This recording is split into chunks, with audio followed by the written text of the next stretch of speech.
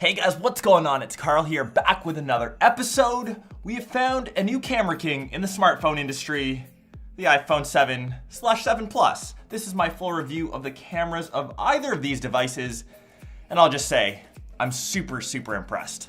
Before we get into my actual review and sample shots, the key differences between the 7 and 7 Plus, you can kind of see them on the back. The 7 has one rear-facing 12 megapixel shooter, f1.8, that allows 50% more light in than the iPhone 6s. The 7 Plus has two of those, still both 12 megapixels. One is wide angle at f1.8, the other is telephoto at f2.8. For all of you that aren't too camera savvy, that means you get double the focal ranges and you won't lose any quality when you zoom up to 2 times. There's still digital zoom up to 10 times found on the 7 Plus and only 5 times found on the regular 7. Both models share the same front-facing cam and improved 7 megapixel f2.2 lens. You can take some pretty awesome selfies, but couple that with the optimized apps of Snapchat and Instagram, whereas the compression algorithm over on Android is just terrible. Your Snapchat stories and Insta stories should be pretty on point. Getting to the cameras, hands down, I've used them for 72 hours. The best cameras on a smartphone, period. With that out of the way, you now need to decide whether you're gonna grab the regular 7 or 7 Plus. The rep at the Apple Store told me when I picked these up, this is the first time that the Plus model outsold the regular 7 model, or just the smaller size. If you're a one device person, you don't have a DSLR, you don't have a dedicated point and shoot, all you wanna do is shoot photos with your phone, I would lean more towards the 7 Plus just because of the versatility of having 2 lenses and 2 focal ranges.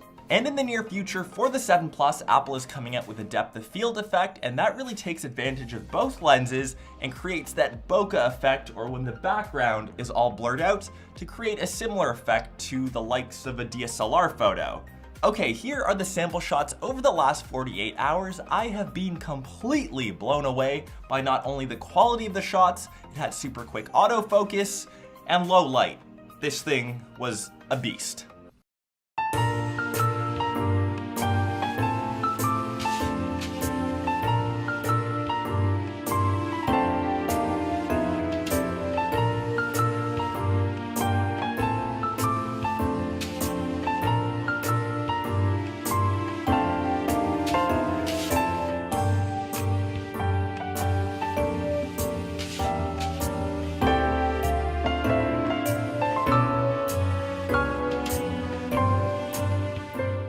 When comparing the iPhone 7 to the current king, which I'm gonna say was the Galaxy S7 lineup, in good lighting conditions, both performed very admirably and they were very similar.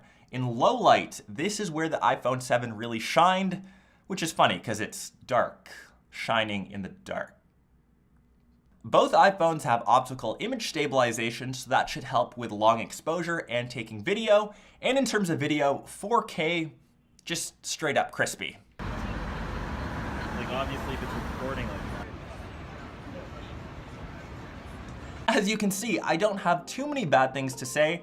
I think it will be a toss-up between either the cameras or the A10 Fusion chip for the MVP for the iPhone 7s this year. That will wrap up my camera review of the brand new iPhone 7/7 Pluses.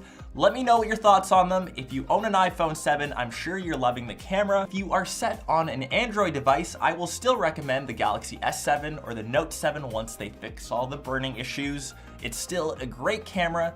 The iPhone 7s though are just the new leader in terms of camera quality. If you guys like this video though, be sure to go nuts over on that like button as it helps me out a ton. Sub to the channel for more iPhone 7 coverage, and I will catch the rest of you in either one of my next episodes or vlogs. Peace.